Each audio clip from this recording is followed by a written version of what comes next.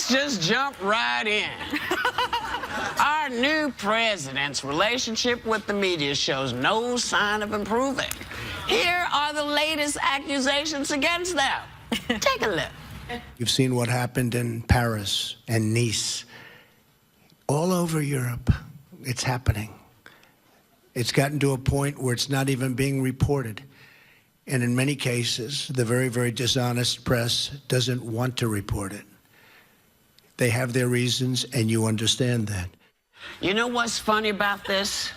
One of the first stories that was reported on was the beheading of Daniel Pearl. Yes. Oh, yeah. Yes. A journalist. So the media has a real connection to making sure that people know where the terror attacks are all over the world. And this White House just released a list of 78 terror attacks they claim were not covered by the media, but the media's been, you know, providing all the coverage these attacks received. And so, you know, I just want to say, even though Steve Bannon is running everything, I know that you can say what you want about the media. You can continue to say all of those things, but it doesn't change the fact that you're wrong. You're wrong, my friend. You're wrong.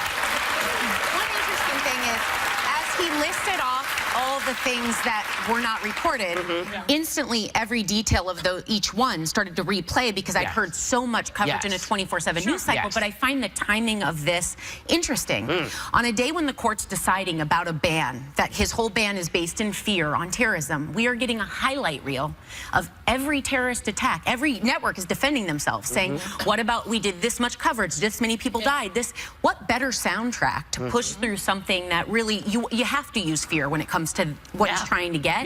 And we're hearing once again about not just one attack or two, but all of the ones. But now one word about the attack in Quebec. Which was done by a white supremacist against a bunch of Muslims. That he forgot to tweet about. And you know what he also isn't talking about? The fact that he wasn't in the Situation Room for the botched Yemen raid that killed up to 30 civilians and 1 U.S. Navy SEAL was the first operation approved by this president. And is that the one he didn't actually do his homework He didn't actually do his homework and sent Navy SEALs in without the proper cover and foundation. Maybe the media should cover more of that. Yeah, perhaps. Maybe we should cover more of that. What do I call him? As a TV personality, he knows that ratings drive the networks. And you know, there's a saying in news: if it bleeds, it leads. You know that. CNN uses that. If it bleeds, it leads. And when there's a terrorist attack anywhere, that is a big news story. Now he knows that everything is about ratings, and they're not going to avoid that. So this is such a blatant lie that even people who voted for him, I think, could see it. But Sarah's right; it's intentional. It is. I think he won, though. Remember, he won largely based on this media versus us narrative, media versus the people. So I think when he says this, he's speaking to his base, and he feels like he's fulfilling some kind of campaign promise by holding the media in his mind accountable. But I do think there's an argument to be made. I do think that the media covers terrorist attacks. I worked at Fox News. We covered it all the time. But I do think there's an appetite in this country for sensationalized news. And even though they cover terrorist attacks, I think we, the marketplace, sometimes demand a lot of nonsense from the news networks. And they feel like they have to cater to us by talking about some comment Trump made 20 years ago that was ridiculous more than they're talking about an attack in Yemen. But I think that rests with us, really, because they're catering to our demand and for what we want. So I think there's a point to be made, but you can't just say the media doesn't cover terrorist attacks. That's a blatant lie. His issues are so numerous, you know, and he's still getting blowback from his interview with Bill O'Reilly. The Kremlin, you know who that is. They want O'Reilly to apologize. And he responded to this last night. Here's a clip. Apparently, the Putin administration in Moscow demanding that I, your humble correspondent, apologize for saying old Vlad is a killer. So I'm working on that apology, but it may take a little time. Might want to check in with me around 2023. Well done. Well done. I don't know. I would be worried if I were Bill O'Reilly. Maybe he needs to get a food taster. You know what I'm saying? I mean, the irony of that the people we're talking about that were killed were people mostly in the media that spoke out against him and were killed. So now how did he get to the table to hold our media accountable, he was invited in. Well, And because he's patterning himself, or the other president is patterning the country after Mr. Putin, and that's how they deal with news media when they don't like. Well, that's why a couple of days ago I got a little bit of poop because I said, here is a list of stuff that happens in other places we're fighting against, and here's a list of stuff that seems to be happening here. We need to watch out and make sure we don't blend. So now he's, Trump's what was the very. poop you got? Well, people were like, how can you make that connection? I was like, well, when I hear somebody say, only this religion is the one we're going to, pay attention to, or we don't like what the media is saying, or we don't like what our judges are doing. I mean, to me, that's a different country. That's not America. You get to bitch here. You get to bitch. You do. Let me ask the panel a question.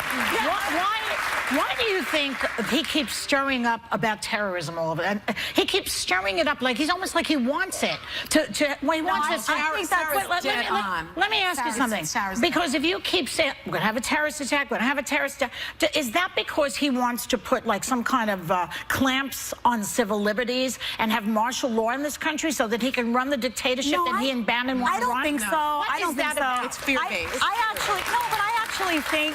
I do think there are people in the administration on the national security team, and Katie McFarland's over there, she's brilliant. I think there are people that are genuinely concerned about terrorism, and a lot of people. Well, we all are. Right, but I think it's okay for him to say this should be a priority that we're discussing. It's not okay for him to say the news networks aren't covering it, because that's a lie. But to place terrorism as a #1, we're at war. We're at war with ISIS, and I think I love that he makes that a priority. I just don't like that he uses deception. Yeah, he doesn't. He's trying to make the American public so fearful that they're going to approve and support this ridiculous, unconstitutional Muslim ban. That's what this is all about. They're already fearful.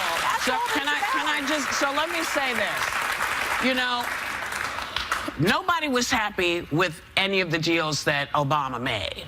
Nobody was happy. It shut Iran up, okay? And they were working. They were doing what they needed to do. They didn't like this. They didn't like this. Well, see, I don't like when you go and you lift your leg and you pee on a country that we are doing our best to try to keep a balance with, so we can have a conversation, so nothing escalates. I don't like that you lift your leg and you do it on China. You lift your leg, you do it on Korea. Stop. I get that you're trying to show that you're a man and you're strong, but every time you do this, everything shrinks. But that's as far as I'm concerned. That's all diplomacy. He doesn't believe No, but the question is, why doesn't he lift his leg on Russia? That is the question everybody wants answered. That's who. Why not Russia? Sticking with the peeing analogy. Yes. Let's say you pee on Putin. He won't do it. Russia should be in the mix, but alliteration. I love it. Pee on Putin. Go ahead. Sorry. No, this guy won, though. A lot of people voted for him because they felt that he was going to be a negotiator that was going to go to the table and say, you know what, Iran, I don't like this deal. I don't like. They just want jobs. That's not. If you looked at the polling on national security, a lot of people said that they trusted him to prioritize ISIS, to prioritize national security. Well, how y'all feeling about this now? We're more How you feeling about it now? Exactly.